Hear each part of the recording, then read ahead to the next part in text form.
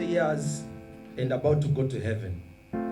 You, still young and have more years ahead, you will be the ones to suffer if we don't plan and make this country a better place for you to live in, said Mr. Museveni. This is a time for national introspection as we take a closer look at his plans. Okay, he is gone. He knows very well he's going. He's gone. How do we reconcile our expectations to avoid unintended consequences? We know how he is planning, or he's been preparing the country for his inevitable departure. In other words, we have witnessed Uganda's public debt hitting 100 trillion UGX. That is to say, 2.5 million Ugandan shillings on each Ugandan as debt. Meanwhile, he spends 1.5 million on himself each minute. This same person took all public assets unto himself and his family. The same person has facilitated ubiquitous land grabbing across the country. He has abused the constitution. He has spent more than half of his life impoverishing Ugandans, trying to create a monarchy of some sort. This experiment has failed miserably. He has rendered 9 million Ugandans, youth, documented as being unproductive.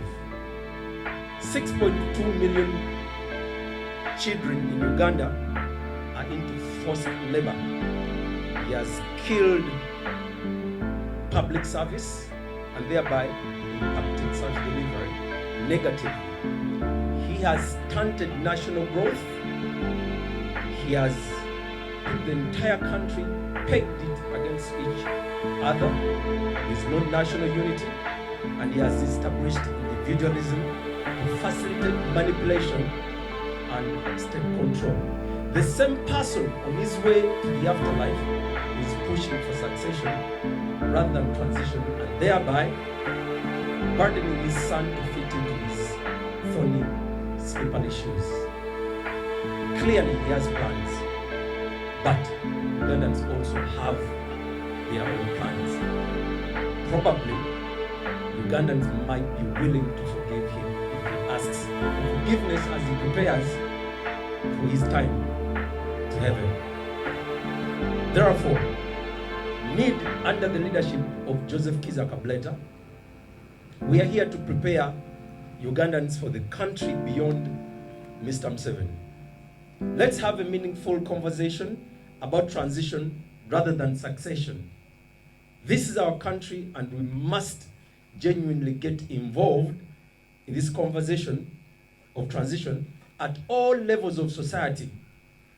It is not enough to simply talk about it. Certainly, it is too important to be left to his family alone. We, the National Economic Empowerment Dialogue, we have labored to take a step backwards and done the thinking.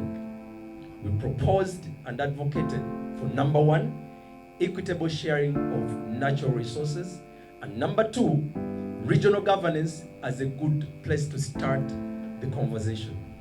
We started the conversation already, particularly about mineral resources, gold, more particularly. All proceeds from gold had been projected to fetch 620 billion Ugandan shillings to contribute to the national budget and thereby, by extension, benefit Ugandans. Currently, as we speak, it has been gazetted under trade-free zones. That is to say, it cannot be taxed. Please note that the current minerals, all minerals in the country, all of them belong to the government. You and I know very well that government is currently hijacked by the state, which at the helm of it, we have the NRA Bushmen. That is government for you. But now they have gazetted all minerals under government. Think about that. under the drip-free zone. Just think about that. Okay? As public debt goes up, this same person has left us with only 3 options as a country. Number 1, taxing traders even more heavier than before. So for those traders who think that they are going to be able to get a consensus of some sort from Mr. Museveni, they have to think twice. Number 2, we have to even borrow more money to sustain our country. Number 3, donations, which are shrinking everywhere, and every minute he spends 1.5 million shillings on himself.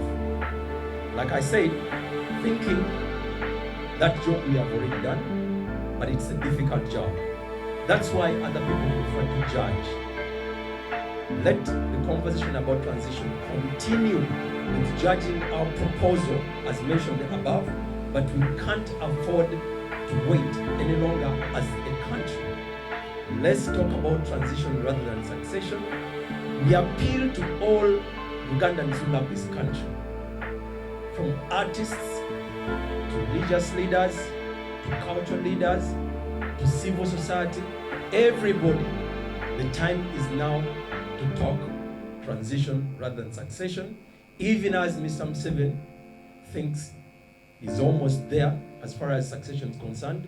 Ugandans, we have to redirect our thinking and our focus back to transition rather, not succession. Thank you very much.